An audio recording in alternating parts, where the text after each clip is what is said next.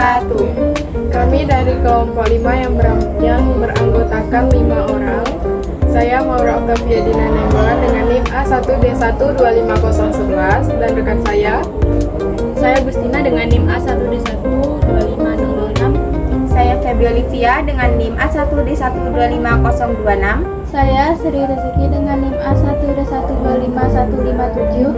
Saya Sidiki dengan NIM A1D1250001. di sini kami akan mempresentasikan hasil praktikum kami yang berupa kacang hijau dengan dosen pengampu Ibu Desi Rosmalinda SPD MPD.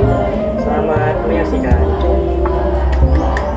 Jadi di sini saya akan menjelaskan alat dan bahan dari praktikum kita pada hari ini, yaitu menggunakan kacang hijau sebagai media utama dan juga deterjen. Adapun alat yang kita gunakan yaitu cup plastik dan juga air.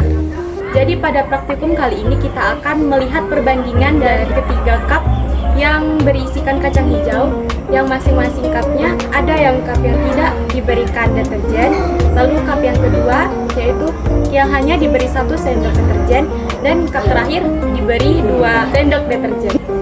Dari hasil pengamatan kami terlihat pada hari pertama kacang hijau yang berada di cup yang tanpa deterjen terlihat kulitnya mulai mengelupas dan terlihat tanda-tanda kehidupan. Sedangkan pada cup yang berisikan deterjen tidak terlihat bahwa adanya tanda-tanda kehidupan, bahkan airnya sudah mulai terlihat tercemar. Nah, dari sini kita bisa hubungkan dengan pencemaran lingkungan. Airnya tercemar bahan kimia itu bisa menghambat pertumbuhan, akar bisa rusak, pertumbuhan melambat, bahkan bijinya tidak berkecambah sama sekali. Jadi, pertumbuhan tanaman seperti kacang hijau ini sangat bergantung pada kualitas lingkungan. Selanjutnya, terkait isu lingkungan, saat ini banyak masalah seperti pencemaran air, pencemaran tanah oleh sampah dan limbah, sampai perubahan iklim yang bikin suhu tidak stabil.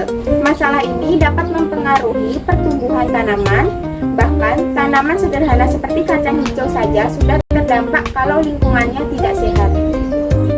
Kemudian ada hubungan dengan AMDAL atau analisis mengenai dampak lingkungan. AMDAL itu penting dilakukan sebelum sebuah kegiatan pembangunan dijalankan.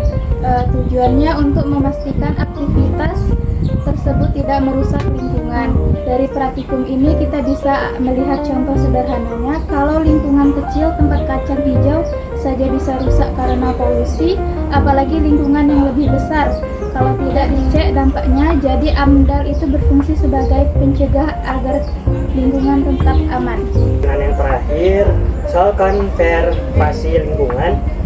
Perkembangan kacang hijau selama 3 hari ini memberi kita pelajaran bahwa lingkungan yang bersih dan terjaga akan mendukung kehidupan tanaman dan makhluk hidup lainnya.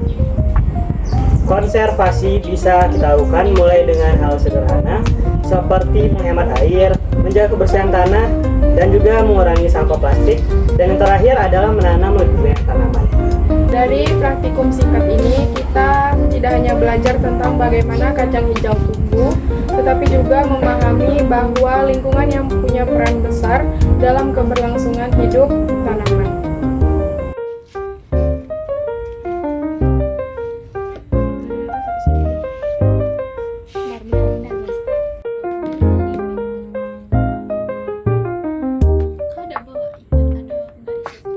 Sekian presentasi hasil praktikum kacang hijau dari kelompok kami. Mohon maaf jika ada salah kata atau perbuatan. Kami akhiri.